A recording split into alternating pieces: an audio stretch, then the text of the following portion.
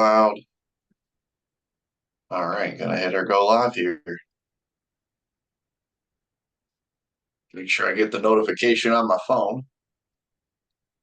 And we are live. We are good to go. Welcome, everybody. Welcome back to a wonderful Stride Live. Today is Thursday, September 5th, the first Stride Live of September. And once again, joined by my partner here, Morgan Holmes. How you doing today, Morgan? Great. Thank you, Casey. Awesome, awesome. So today, as you see in the title, everybody, the role of proper accounting in tax reduction for MSPs. However, this applies to any business because the foundation of taking and implementing any sort of tax reduction, tax planning, or tax strategies is the role of proper accounting. Your data, your books need to be clear and concise. So, without further ado, Morgan, I know this is a topic we talk about a lot. We talk with our clients, we talk with potential clients, our partners, our vendors. Everyone seems to understand why the role of proper accounting is necessary. But today we're talking specifically as it relates to tax reduction strategies. So, first and foremost, what's the first point? What's the first consideration when it comes to this concept for our listeners today? Yeah. So I think probably one of the most important things about the proper accounting for tax purposes is the categorization of transactions as you're doing your bookkeeping. It's pretty common for us tax preparers to have to go through a client's general ledger and reclassify transactions all over the place because we'll find meals, for example, in the travel account, or we'll find equipment in office supplies. So we will comb through a general ledger that we receive looking for transactions that are miscategorized because the tax treatment of, for example, fixed assets, is obviously quite different depending upon the value of the asset. So, the first thing is just proper categorization in your books. It's very important for us for the tax return process. Absolutely. We hear that all the time. It's a pain point for clients, especially when it comes to tax, that, hey, I want to have my taxes done, but it takes a month or two. And sometimes they have to file extensions because the data is so messy. It's so just not usable, for lack of a better term. So I think starting with the foundation of financial organization, having a good process, using your tools and systems, using a divvy, a ramp, an expensify, something to categorize your expenses, but you have to use that tool. If you just put everything in and say, hey, I'll take care of that in December or January, you're going to have that burden of pain. You're going to have that issue of, hey, now I have to go back and do the work. It's a lot easier to maintain, to fix. So I would definitely implore there. Yeah, we've talked about this a lot about what you can and can't categorize as a business expense, what's eligible, what's not. But at the end of the day, don't make more work for your CPA because it's going to take more time, more investment, and you're taking away from more of the strategic things you can do as it comes to tax and tax planning. So I agree. That's got to be the first foundational step, is just the organization of the expenses and finances as a whole. Yeah. I think you could bring up a good point, is that it makes the tax compliance process much more challenging.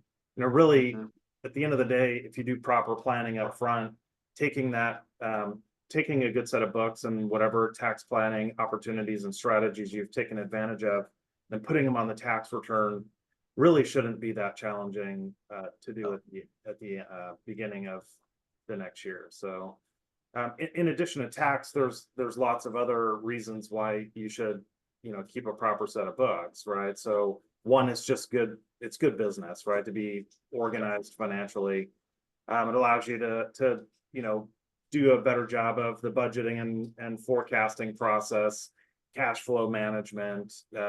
If you're going to be borrowing money, it allows the bank to become more comfortable with the set of books that you're giving them. And then ultimately, on an exit or some sort of liquidity transaction, it allows the buyers to get more comfortable as to what those books look like. The messier those books are, the less comfort a buyer is going to have overall in the transaction. So Absolutely. Whether you want to or not, when you look at financial data in terms of a business, it really is the blood work of the business as opposed to the structure. That's the bones, the structure of the business. But when you're looking at blood work. You're looking at, hey, how well does this machine that you've created run, and how much confidence do I have that what I'm saying, my gross profit, my revenue, my expenses, my profit, is an accurate representation of the business I'm in? Because we see this all the time where clients, I want to be able to see my cash flow on a month to month basis, but because that financial organization isn't clear and concise, they have no plan, the system's not built well. It's just kind of, hey, whatever we need to make sure we get paid and we pay our people, we pay our clients, and we're our vendors, we pay our employees. That next step is really building a financial system. The same way most companies have an operational system. Hey, how do we serve and deliver our product to clients? Well, having that internally is going to allow you not only to have the confidence that, hey, whatever opportunity you'd like to pursue is available to you. But once you start going down that path and taking advantage of tax strategies, or as you mentioned, liquidity events, building cash flow, maybe acquiring another company, you can do so with confidence and without a huge investment of time, resources, and money to make it up to a level that just is the bare minimum to engage in those transactions. Talk a little bit about when you talk about tax compliance, because I've heard you say this before. Tax compliance should be easy, right? If the financial organization's there, because it's just putting, lack of a better term, putting numbers on a form, right? The right form, the right taxes. Yeah, for the most part, yeah, that's true, right? If you do the planning and you make sure you have a good set of books going into the next year when you're preparing a tax return, you're really just pulling that data into the software.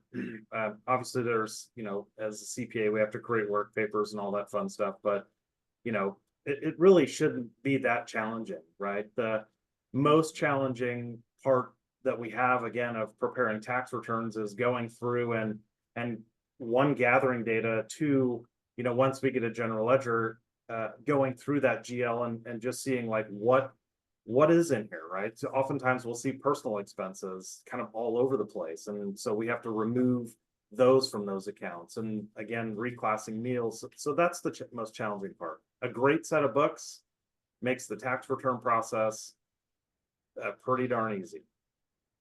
Absolutely. And let alone the fact that you have to file taxes. You don't necessarily have to look at your cash flow. You don't necessarily have to do advanced financial reporting.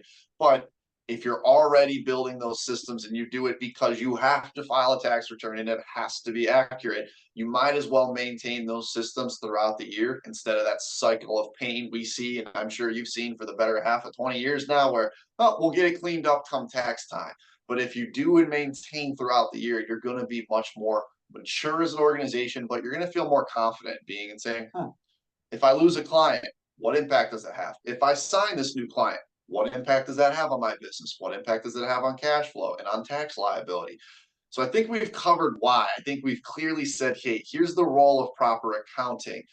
Now, here, how are some of the things? What are some of the things that they need to consider when you look at, like, for instance, having an accountable plan? When we talked about the reimbursement policy last week, that's just one that jumps off the mind off the top of my head. What are some of the other, hey, here's how you put it in the proper accounting for tax reduction strategies? Sure. So we've talked on a couple of these Stride Lives about documentation. Yeah, oh, yeah. Document, right? The more support that you can gather and include in your QuickBooks or whatever it is you're using is great. My favorite thing is when I see a set of books where I can open a transaction in QuickBooks and I see an invoice. If I have a question on what a specific transaction is, there's the invoice. I can open it up, look at the invoice, and go, okay, I understand now what that transaction is, right? So keeping great documentation is not only good for the tax return process, but it's also great in case you get audited by a taxing authority, to have that documentation. If they ask what it is, you can easily pull it up, hand them the document or hand them the invoice.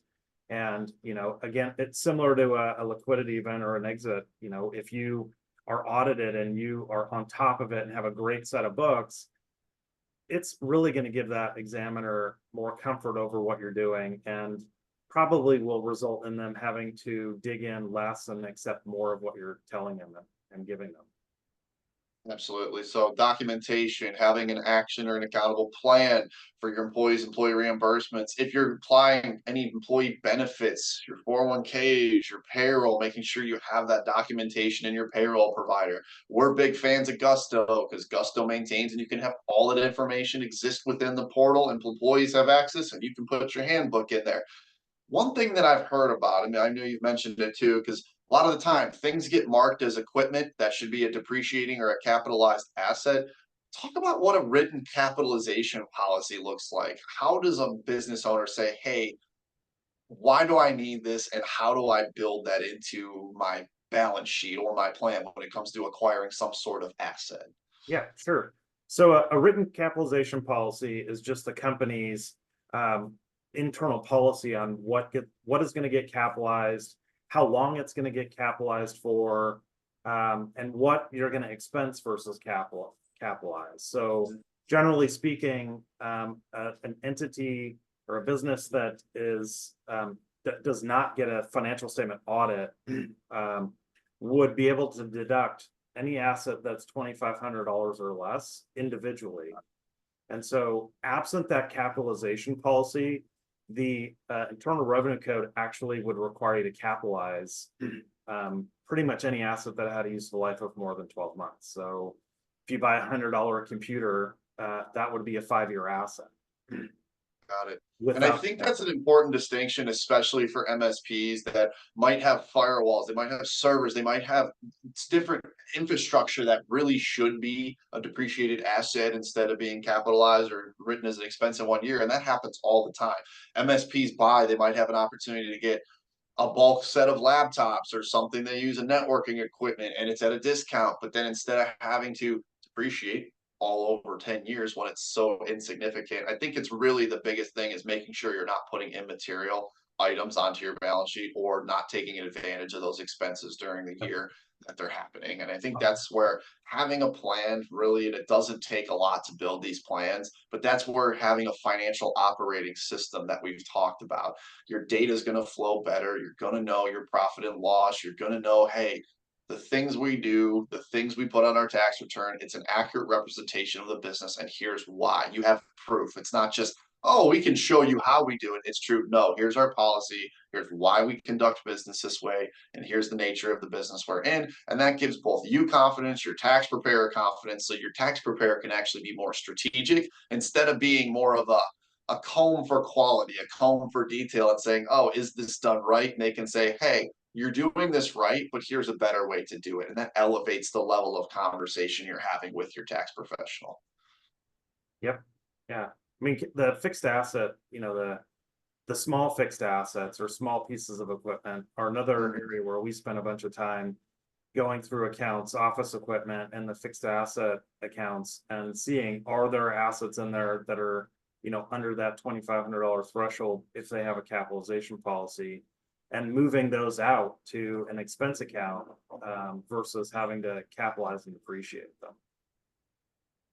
And if Now, if you sell them down the road and you've written them off by expensing, not depreciating, they're not subject to the depreciation or recapture. So, got it.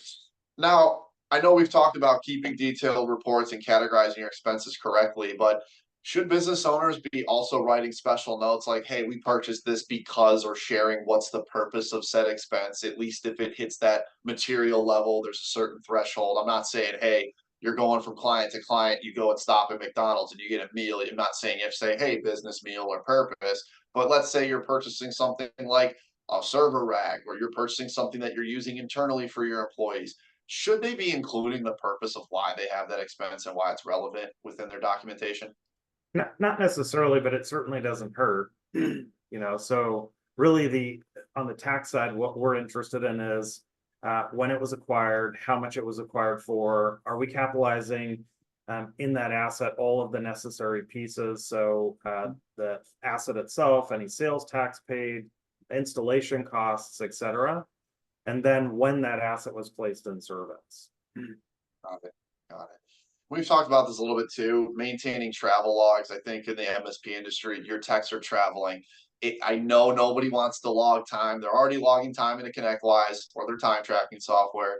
they're also logging their expenses or maybe managing a corporate credit card. But if you're also paying a mileage reimbursement, meaning you're not giving them a travel card for gas, you're maintaining that accurate travel log. I can't tell you how many times where I see not only the inability to see how profitable your accounts are, hey, maybe the travel to that client doesn't cover within their fixed service fee, the travel back and forth, but let alone the fact that making sure all of that is captured. I think that's huge. And there's so many great tools out there to maintain travel logs. It's really that simple. You turn in, you set the trip, you click it, you turn it off. So I think it really comes down, these strategies aren't just a put them on the shelf and have them there. It's constant education, it's constant coaching of your employees, your clients, your team members to say, this is why it's important and why it matters, because it allows me as a business owner to say, hey, our profits here, we can share a bonus, or we can include different benefits like a 401k, a contribution, or different deferred benefits to our employees. But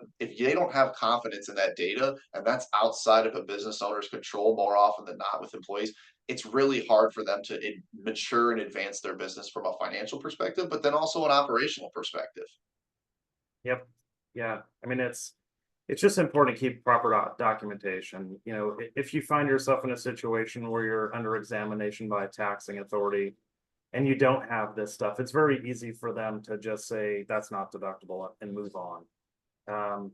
It's easy for them to do that. It's really hard for the taxpayer or the taxpayer's representative, CPA, attorney, whatever, to get that examiner to change his or her mind on whether that really is a deduction or not. Once they've made up their mind and kind of moved off of that, it is a real challenge to get them to change their minds.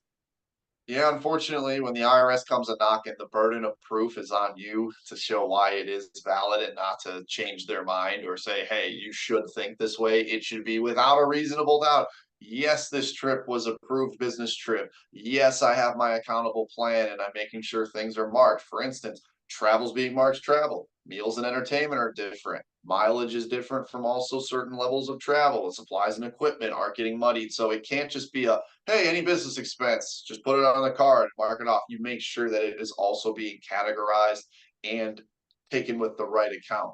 Meals aren't fully deductible as opposed to travel is if it's all for business. So I think it's just these considerations is why it's so important to find a tax professional or a CPA who's not just focused on the return, but also focused in going through, looking through how things are done from an operation standpoint, and then also making recommendations, finding a tax professional who has your best interest in mind and isn't just trying to be a preparation station, getting as many returns out the door as they can and saying, hey, this is the information I had. Because when it comes down to it, the burden of proof does come down to the business and the owner of that organization. At the end of the day, it's your business, not the CPAs. So they're not going to be the number one proactive advocate, but they should be a proactive member from a tax perspective, planning perspective, financial wellness perspective.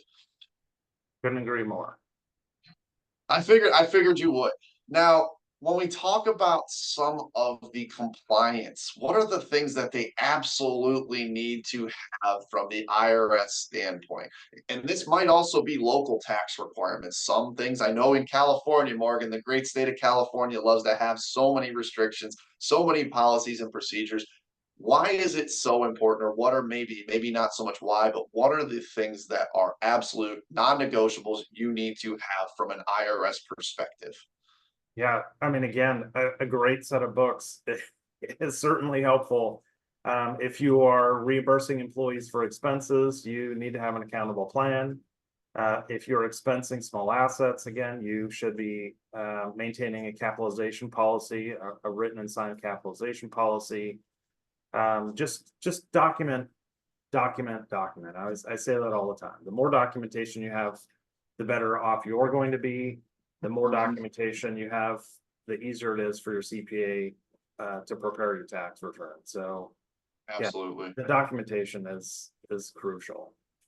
And I know from your standpoint too, I can't stress enough, having a QuickBooks Online, having some sort of general ledger for your business that you can see, because it's so hard to be able to make recommendations. I know we face this when we're doing tax planning and strategy. When clients are on QuickBooks Desktop and maybe information 6, 8 months outdated, or even 30 days, the level of complexity that adds in our ability, and it also reduces our effectiveness of saying, hey, Morgan, here's a tax strategy you can do, and it'll save you this amount of dollars a year. We can't make those recommendations in confidence if we don't have confidence in the financial data first. And I think that's huge. And I think that's a point where clients want to just, they want the end destination, but there's a lot of things that go into building the car before you're hitting the key to go drive. So I want to hammer home that point. Now, in terms of a regulation period, how long, and luckily we're in the age of most things are digital, information doesn't take up boxes and boxes in a back room of financial records, receipts, and data, but how long in the United States should clients be keeping records for our good documentation?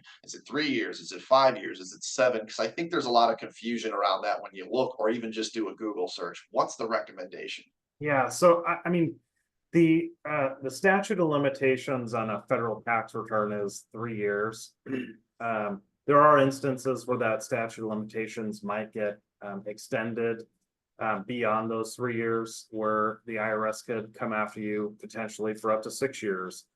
And so it's just a great idea to keep those records, for 6 or 7 years. I would just keep it for that seventh year, and then every seventh year dispose of your records.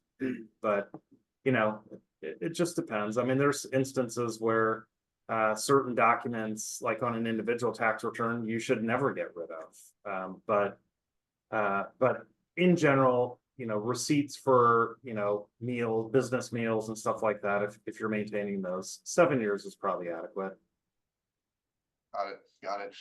Any other considerations want to talk about the role of proper accounting and tax reductions for MSPs? MSPs come out, they say, Morgan, I'm paying too much in taxes. I'm glad my business is making money. But what are the other things that I need to be concerned in my accounting? We've talked about accountable plan. We've talked about how long to maintain records and documentation. Is there anything else we're missing here in terms of that opportunity for our clients or for MSPs?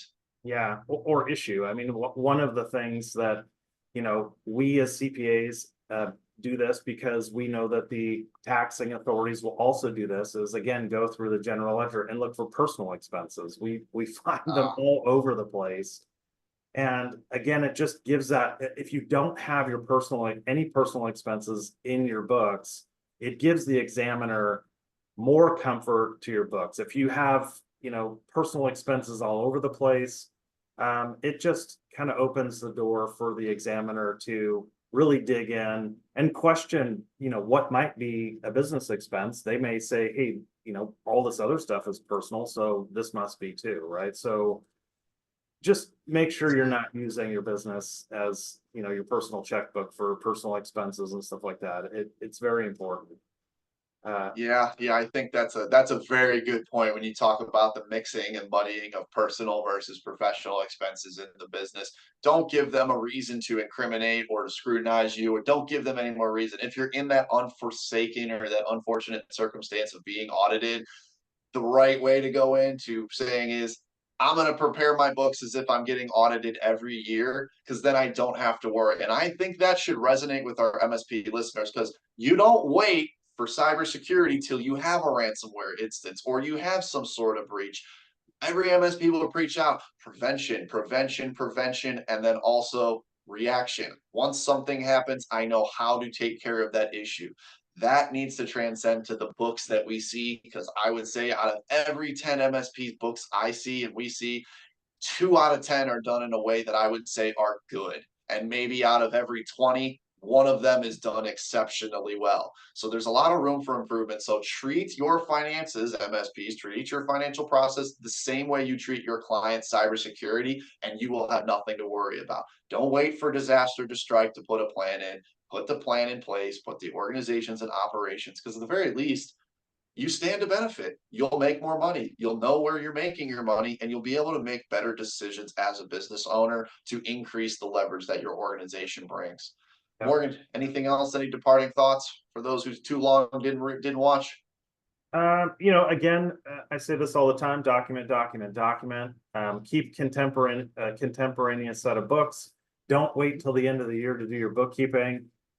Inevitably, if you wait till the end of the year, you are not going to remember what a certain transaction is, and you usually will just not include it, therefore losing deductions. Keeping your books monthly will help you reduce your taxes, because again, you'll remember what certain transactions are, whether they're deductible or not deductible, etc. And yeah, just, categorize your transactions correctly. That's definitely a big one for us tax preparers. Absolutely. And if you find yourself struggling and you're like, I don't even know where to start, you can always reach out to your CPA, but you can always look at Stride.services. We'd be happy to help you out, at least give a recommendation of a plan moving forward. Morgan, thank you again. I appreciate taking the time today to talk and educate the masses on proper accounting and tax strategies. You bet. Thanks, Casey. Thank you. Have a good one. Bye all. Yeah, that's good. That was a good one.